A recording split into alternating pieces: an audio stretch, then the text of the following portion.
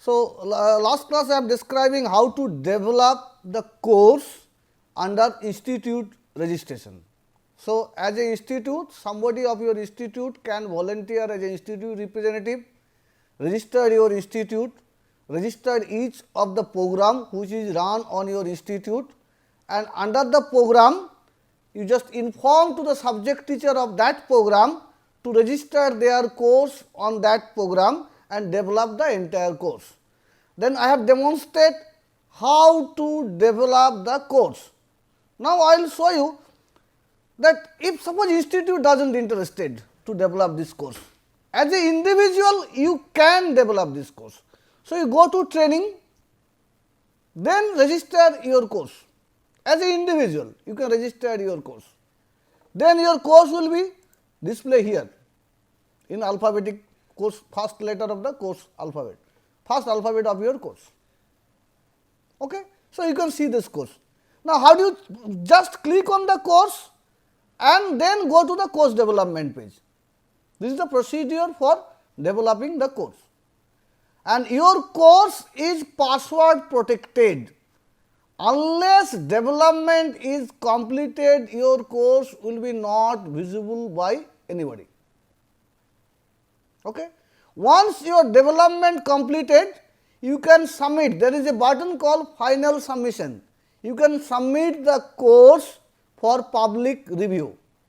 Okay. So, it is not that that course will be once you develop and anybody can give comment. No, comments will be once you complete develop the course and publish it, then anybody can give you a comment. And if you see in your course, I just go to the same thing, the same course, so that I can show you the another features. Institute registration, and last day I have registered as a FDP. I think course is registered, institute registration is there, because I have conducted many courses, many everywhere in many program, and that is why there are a lot of things are there. So, let us this test I open course development page, and I think it is not test, it will be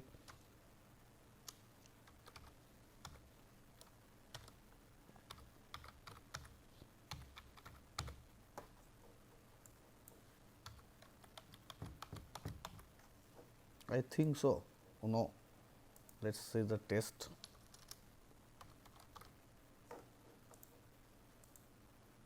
Okay. Now, if you see, there is a button called full course view. If you click it, entire course, whatever course you developed will be downloaded as a PDF file. So, it acts as a book. Okay. So, it can be stored entire course as a structured PDF file. This can be used as a course file for your NBA purpose. So, you just either you can see it in PDF soft copy, or you can take a printout, make a file. So, this is a course file for your accreditation, and you can download the course in a PDF format and give it to the students. You can see there is an analysis, cognitive analysis button. Actually, I'll describe this why this facility is there. Then I will show it complete version in a course view, where the entire course is there. So, what is this? This show you a bar graph, the cognitive level of the outcome which is written is entire course. So, when you developing the course, it is very difficult to remember this module, how many outcomes are application level, how many outcomes are synthesis level. So, remembering is very difficult. If you click the analysis button, it will show you how many outcome present in which cognitive domain. Okay. Now, suppose you have developed a course and you have written a course outcome on synthesis domain.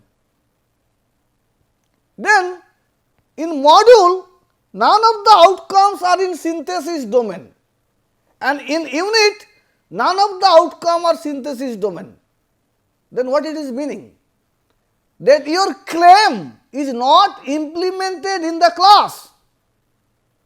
You may say that you find that class synthesis domain there is outcome in class, lecture level and module level, but no outcome in course level. That means you teach more but claiming less.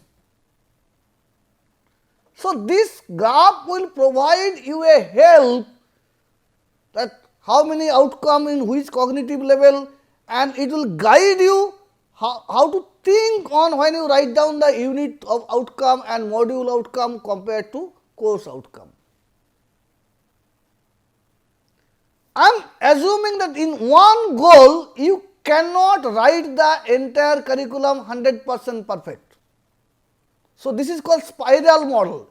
First you write down your course outcome, which are maybe a broad course outcome you write down, then develop the module outcome, lecture outcome. Once you develop the entire course, then revisit from bottom to top, then modify the outcome as per the implementation requirement.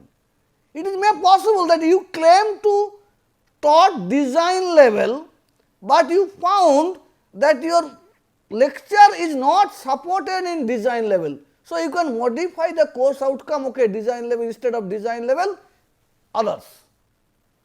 Sometime it is possible while you are doing the CO PO mapping, and once the PO program matrix is developed, so when you are developing the program matrix with consultation with all subject, it may require in some of the subject some CO can maybe change or modification is required or mandatory. Then they suggested please modify those CO. Then once you modify the CO, you can go through the module and lecture and modify that module outcome and lecture outcome also accordingly. Unless what will happen? There will be no correlation between the module outcome cognitive level, course outcome cognitive level and unit outcome cognitive level. If it is happen, you may claim more, but in the class you do not teach. Like same thing in syllabus what is happen. If you see in syllabus, topics are mentioned. Oh, you know how to design a VLSI design. Then once you ask him, the student says, no sir, it is not taught the design, it is only show us how to design VLSI circuits. But course name is design of VLSI circuits. But here if I say the skill should be they should able to design this kind of VLSI circuits, whether I cover in the class or not does not matter, student has to achieve it. And students can say that sir, this is not included in your material, so you can change it. Sir, it is not included in your lecture, you can change it. As a teacher you can get a feedback, change it. So, that is why the outcome based curriculum give you a planning, proper planning for teaching. Okay. So, this is how to develop the course. Now, I will show you there may be some course which is available in the website, the same site. If you go to the course view, let us I come to the home page, home, and then I show you the course view. If you click on the course view, this page will open. So, there is some course which is developed under the project and some course which is developed by people which may not exist entire course, but there is no quality check I have done here. Okay. So, this is whether you develop the course in quality is depend on the teachers, then it may be checked by your friends. I will show you how it is implemented in to quality check. Now, if you go to the course view, you can go to the any discipline, click on any course, the entire 40 lecture course will open.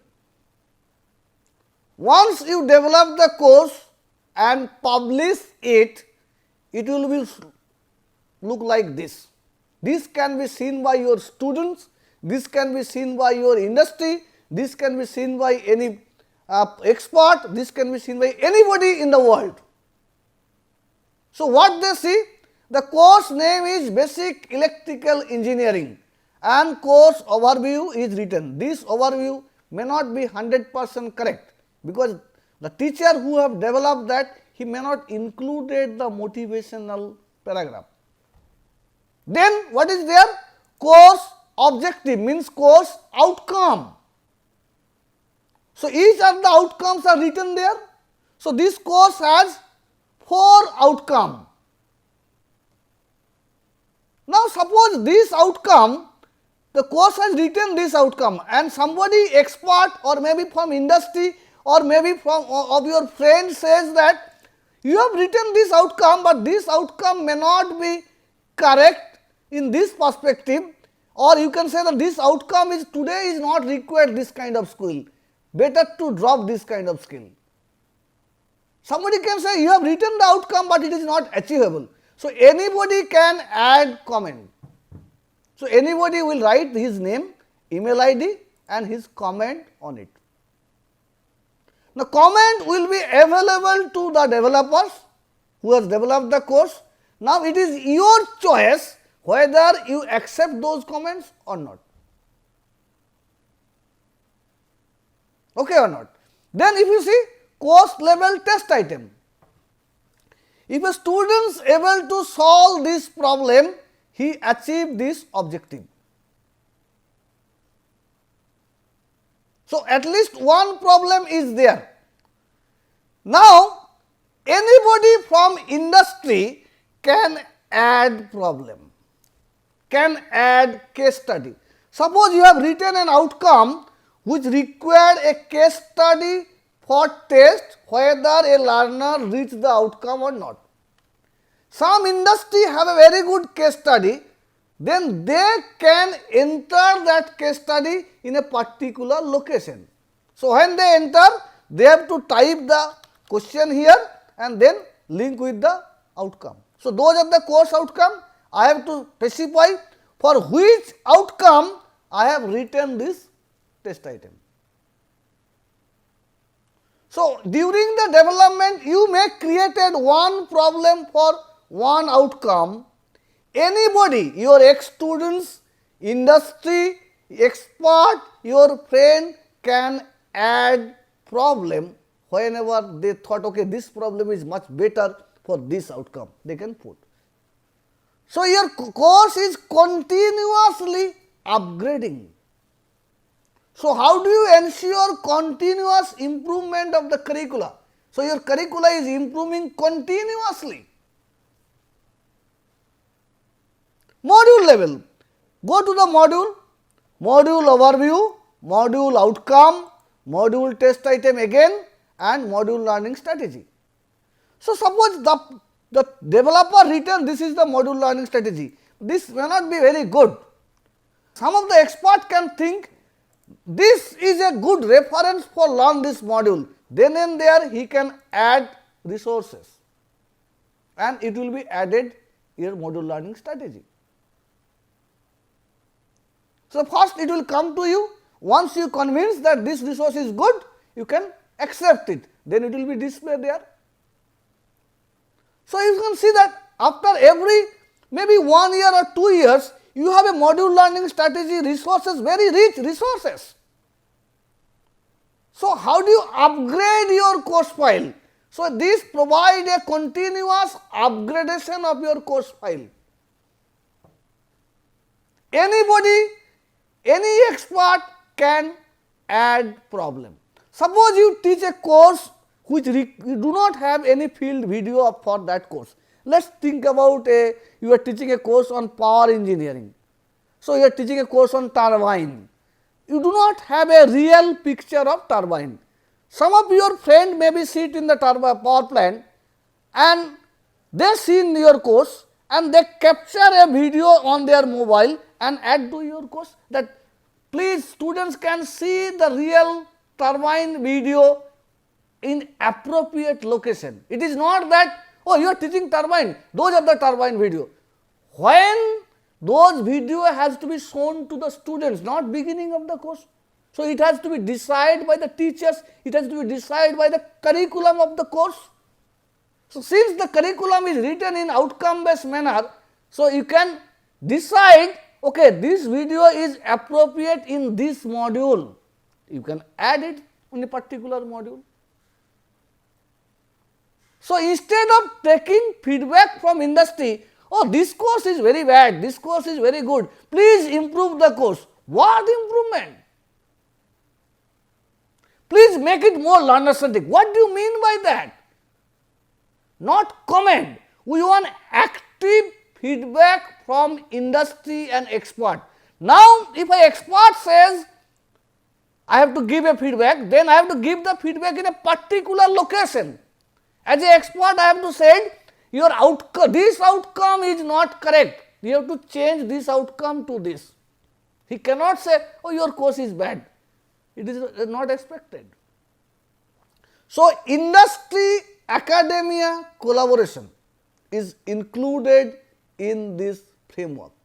So, anytime industry, expert, your students, your teachers can add problem, add resources, comment on your outcome. So, your curricula is continuously evolving. So, in the first slide, in my first lecture I have said, how do I continuously improve the curricula? This is the procedure. Now, once you develop this entire course, now I am explaining what kind of teaching learning you should use. Lot of people talk about the flip teaching. Teaching should be flipped. Teachers become students, students become teachers.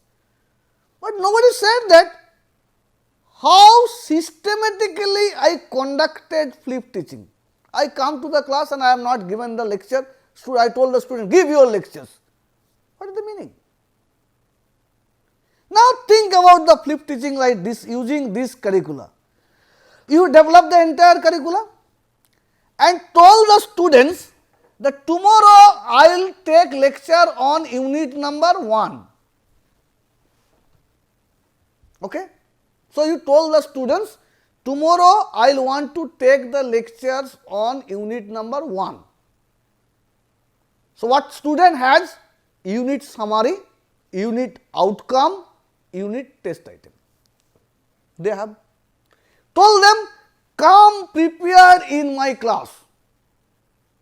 So, your advice to them, study in the hostels or home and come prepared with this class. Student read it, they have a lot of misconception, they try to solve the problem, they cannot solve the problem. Next day, when you come to the class, instead of delivering the content, first just explain the key concept exists in these lectures. Then give another problem, interesting problem on that concept. I told every student to solve it. Once they solve it, present it in the board. So, actually you are interacting with the students and you are allowing student to speak. So, that is flip teaching. What we said? There is a very much low engagement of the students. Student engagement is very low. If you see, any students are not coming to the class, even they come to the class, they are not attentive. If it is a large class, you may find some of the students sitting in the back bench doing their Facebook and or chatting WhatsApp. So, why they are doing it? Why they are not coming to the class? If you ask the students, why you have not read in the hostels, why you have not read in the home, why you have not come prepared in the class, the answer is very simple. They give answer is, sir, unless I attend the lecture, I do not know what teacher will cover. Maybe syllabus is there, but teacher covering is different.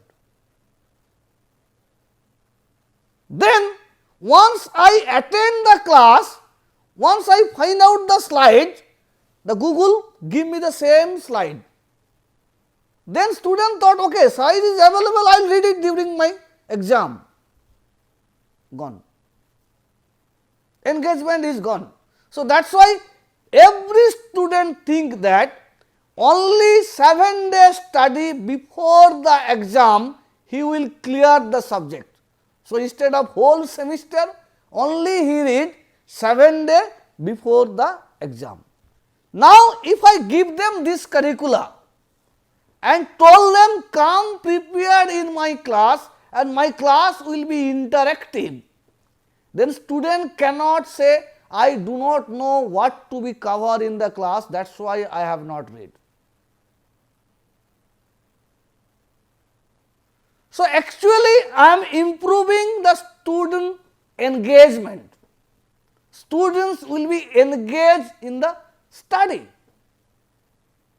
Next question I have asked, skill. How do I develop the student skill? If you see the outcome, not that you should able to define this. So, some student has do a class and if you ask them what you have learned, what skill you have learned, no sir, I know what is Maxwell equation, how it is derived and what is the mathematical representation of the Maxwell equation. Are you want that one? But they do not know where to apply Maxwell equation, what kind of problem can be solved using Maxwell equation, they do not know. But if it is outcome based curricula, since teacher has to spell out the target or skill of the what kind of skill is required from the students, then I am developing the skill.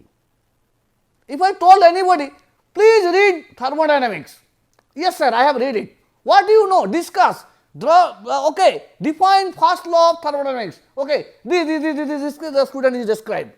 Is it required? Is it skill? But they do not know if a problem is given, when they apply the first law, second law, third law, they do not know. But since I have given the outcome which is skill based, now I am nurturing with the skill, not that you know thermodynamics. Students would say, sir, I can solve this kind of problem in thermodynamics, instead of say, I know thermodynamics. Okay. Now, so first in my first slide, first question, student engagement. I have explained how it can be help to student engagement. Skill development, I have explained. Continuous improvement of the curricula, possible. Last one, second one, large classroom. Large classroom, problem. What is the problem in large classroom? The distribution in the classroom of the different learning style and learning approaches will be different, because the students learning style, learning approaches varies with time, topic, many things. So, today some learner may be a visual learner, it is not necessary for every topic he will be visual learner, for every time he will be visual learner. So, when I take a class, in large class, there is a lot of different kind of learning style and learning approaches. Some students are achievers, some students are deep learner. So, how do I cater to each and individual students? So, once I give this document to the students, so in module learning strategy what I have given, I told them this is the target and this is the path to reach the target. Path may be textual, may be audio visual, may be animation, may be video lecture, many things are there. Maybe group study, I have said, make a 3-4 group of your friend and study that three topics and discuss among yourselves and try to solve this problem. So, I have defined the target, provided the path. So, I am not saying that my PPT will be interactive video is there, that is why student learning is better. Not necessary. Sometimes if you provided interactive video lecture to the students, maybe their imaginative capability goes down. For example, if you see, when you read a story book and when you see a movie, difference is that when you read a story book, the imaginative picture is created in your mind, and that may not be same when you read and I read. But when you watch a movie, it is the picture of the director mind. So, there is no imaginative is required for, because this is proven. So, that is why I am saying that not that my video or my lecture is much more interactive video present, much more animation present, and it is good material. Not it is true. Depending on the topic, depending on the concept, depending on the time, this kind of requirement may change. So, that is why I said module learning strategy means that there will be many paths. As a learner, you are free to choose your path. Another problem in large classroom, if I address the first bench, middle bench think that, oh, teacher is teaching very tough, but okay, I can follow it. Last bench thought, oh, it is not interesting, because they cannot understand anything. So, their interest is not there. So, they are doing active Facebook, sitting in the back bench. Now, if I teach for the middle bench, then first bench subject is very easy, and last bench always says that it is not interesting, I do nothing, something else.